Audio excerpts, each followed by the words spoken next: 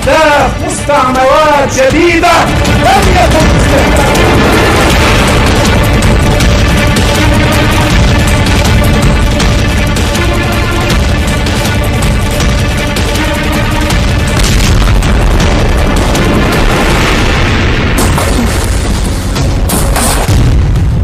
टैंकों का बना देंगे कब्रिस्तान, हिजबुल का इजराइल को चैलेंज। पिछले 24 घंटे से सैकड़ों इजरायली टैंक तेजी से लेबनान बॉर्डर को घेरने में जुटे हैं। दावा किया जा रहा है कि इजराइल लेबनान पर अब तक का सबसे बड़ा जमीनी हमला करने जा रहा है, जिसमें बहुत बड़ी संख्या में टैंक शामिल किए गए हैं।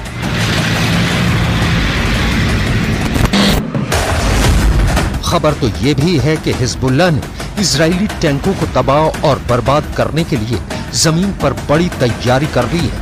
हिजबुल्लाह के दावों के मुताबिक हिजबुल्लाह चीफ ने इजराइल को खुला चैलेंज दिया है कि अगर लेबनान पर टैंकों से हमला हुआ तो एक भी इजरायली टैंक नहीं बचेगा। मिडिल ईस्ट की मीडिया में यहाँ तक दावा किया गया है कि हिजबुल्लाह ने इजराइल के मरकावा टैंक उड़ा दिया है।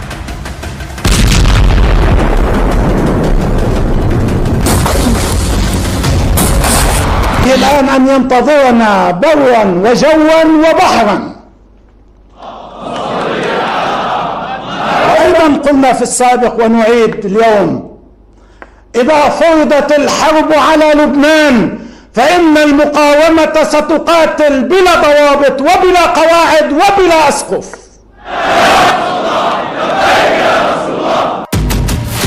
टैंकों के उड़ाए चीथड़े, लेबनान में इजराइल की हार।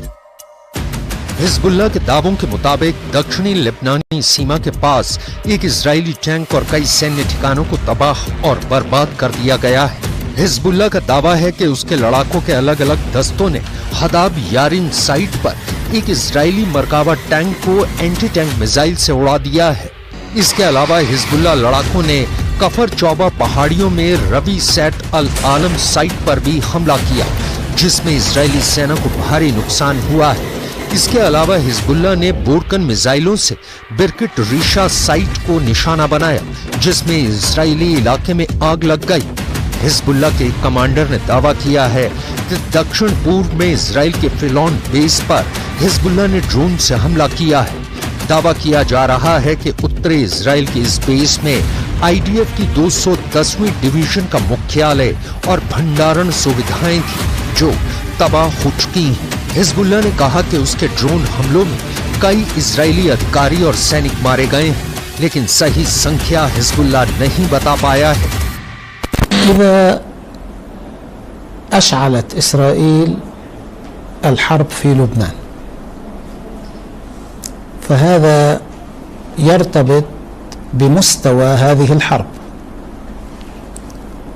ولا أحد يعلم تداعيات إشعال الحرب لبنانيا وإقليميا بل حتى دوليا.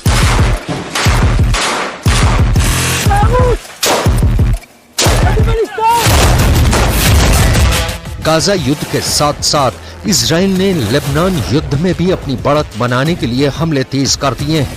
पिछले 9 महीने में इजराइल हिजबुल्लाह और लेबनान के अंदर 6000 से ज्यादा हमले कर चुका है, जिसमें सैकड़ों लोग मारे गए हैं।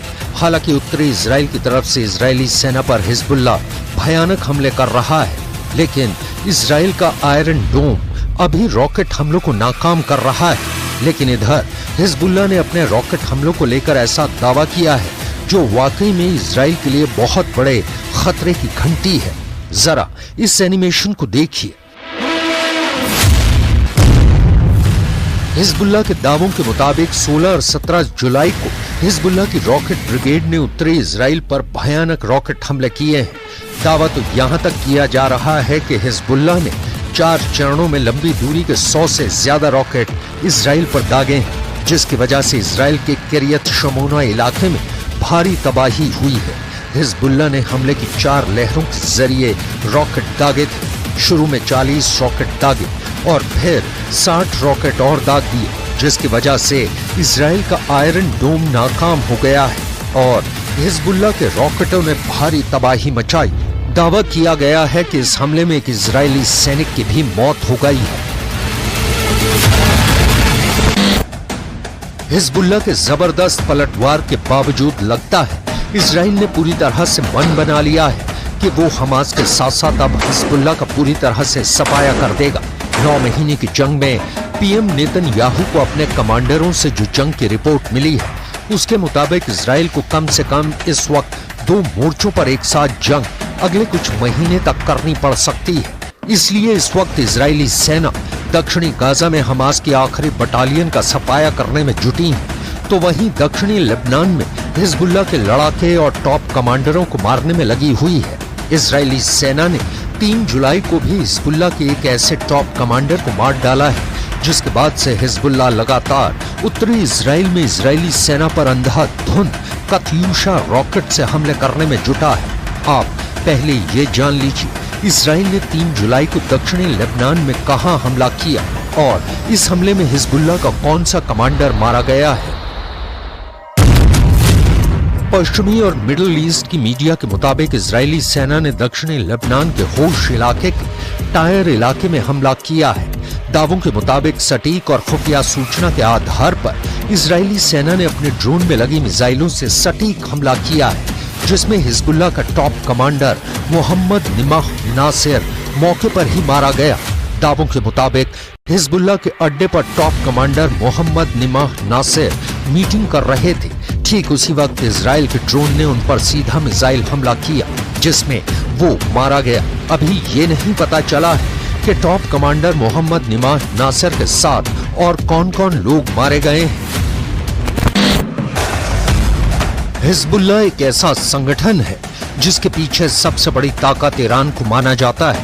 ईरान ही इस संगठन को हथियार देता है। गाजा युद्ध में भी हिजबुल्लाह ने हमास के समर्थन में कई बार इजराइल की तरफ वार किए हैं। हिजबुल्लाह की ताकत हमास से ज्यादा है। ऐसे में अगर लंबे वक्त से युद्ध लड़ रहे इजराइल के लिए एक नए मोर्चे पर लड़ाई लड़ना थोड़ा चुनौतीपूर्ण भी माना जा रहा है। हिजबुल्लाह पहले ही इजराइल के सबसे मजबूत सिस्टम को तबाह करके दिखा चुका है। हम आपको दिखाने जा रहे हैं कि हिजबुल्लाह के top commander Mohammed Nimah Nasir की मौत के बाद हिजबुल्लाह ने इजराइल से कैसे और कहां बदला लिया। हिजबुल्लाह के दावों के मुताबिक उसने इजराइल से बदला लेना शुरू कर दिया है। हिजबुल्लाह चीफ हसन नसरल्लाह ने अपनी कमांडर की मौत के बाद सीधे हमला करने के आदेश दिए हैं। लगभग 10 दिन में हिजबुल्लाह ने उत्तरी इजराइल पर 300 से ज्यादा कत्यूशा रॉकेट दागे हैं। हिजबुल्लाह के कत्यूशा रॉकेट लंबी दूरी तक इजराइल के अंदर मार कर रहे हैं। उत्तरी इजराइल में जहां भी इजरायली सेना के अड्डे थे वहां सभी जगहों पर हिजबुल्लाह ने कत्यूशा रॉकेट से हमले किए हैं।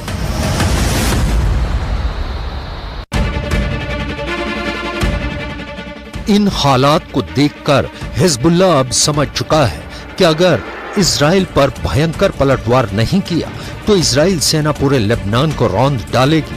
गाजा युद्ध के बाद अब लेबनान युद्ध भीषण तरीके से शुरू हो चुका है। पिछले 9 महीने में इजराइल हिजबुल्लाह के अड्डों और लेबनान के बेहद अंदर इजरायली सेना ने जबरदस्त हवाई हमले किए हैं।